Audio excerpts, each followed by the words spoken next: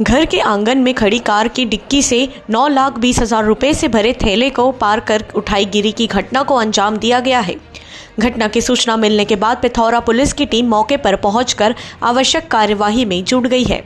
वहीं घटना की जानकारी मिलने के बाद जिले के पुलिस अधीक्षक विवेक शुक्ला भी मौके पर पहुंचकर स्थिति का जायजा ले रहे हैं।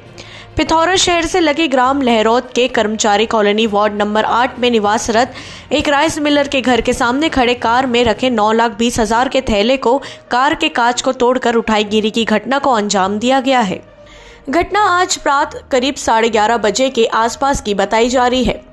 प्राप्त जानकारी के मुताबिक पिथौरा शहर से लगे ग्राम लहरौद के कर्मचारी कॉलोनी वार्ड नंबर 8 में निवासरत हरिओम राइस मिल के संचालक बोधीराम चौधरी का पुत्र पप्पू चौधरी आज पिथौरा के भारतीय स्टेट बैंक से 9,50,000 रुपए निकाला था, जिसमें से 30,000 को अपने जेब में रख लिया था। शेष राशि को एक थैले में भरकर कार की डिक्की में रखकर वापस अपने घर लौटा था तथा कार को अपने घर के पास में खड़ा कर मोटरसाइकिल की चाबी लेने ऊपरी मंजिल पर गया था।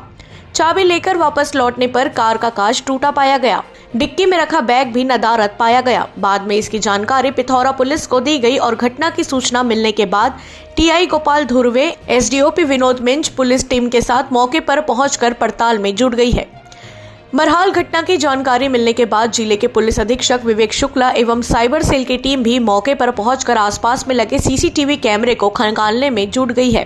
पुलिस प्रशासन को अंदेशा है कि अज्ञात तत्वों के द्वारा उसे बैंक से ही पीछा करते हुए घटनास्थल तक पहुंचे हैं तथा घटना को अंजाम दिए हैं। लिहाजा सीसी कैमरे के माध्यम से आरोपियों तक पहुंचने का प्रयास पुलिस कर रही है।